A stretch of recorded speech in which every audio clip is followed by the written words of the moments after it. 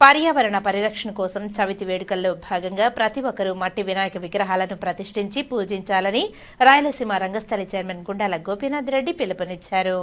ప్రతి సంవత్సరం పూజ్యశ్రీ ప్రతాప్ స్వామీజీ ఆధ్వర్యంలో వినాయక చవితి పండుగను పురస్కరించుకుని తిరుపతిలో ఉచితంగా మట్టి వినాయక విగ్రహాలను పంపిణీ చేయడం ఆనవాయితీగా వస్తుంది.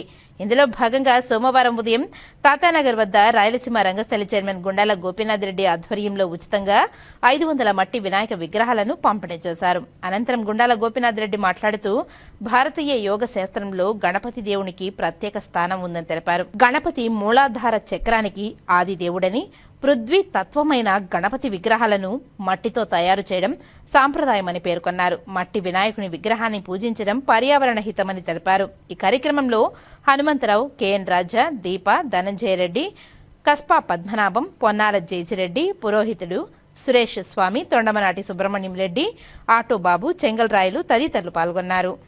జై గణేశ.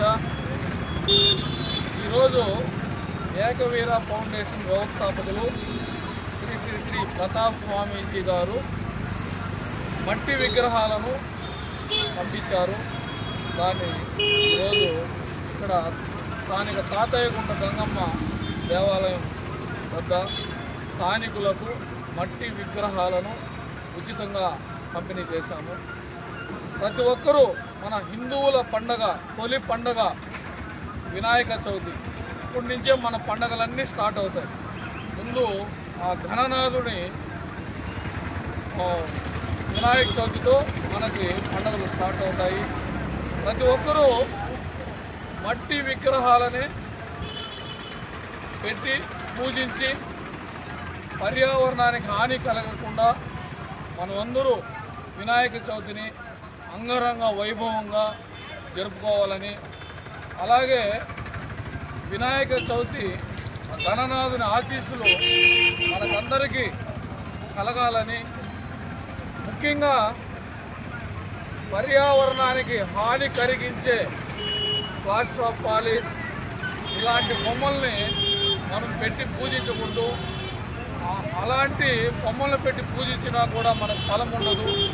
మట్టి విగ్రహాలని పెట్టి పూజించి ఆ మట్టి విగ్రహాలని మళ్ళీ నిమజ్జనం చేసి ఆ వాటర్ కూడా, ఆ వాటర్లో మనం ఈ మట్టి విగ్రహాలు వేస్తే ఆ వాటర్ కూడా పొల్యూషన్ కాదు.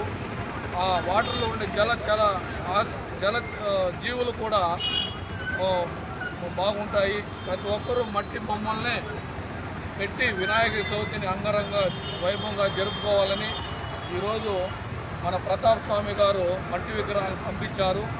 ఇక్కడ ప్రజలందరూ తీసుకుని ఈ మట్టి విగ్రహాలను పెట్టి పూజించి వినాయకుని ఆశీస్సులు పొందాలని కోరుకుంటూ జై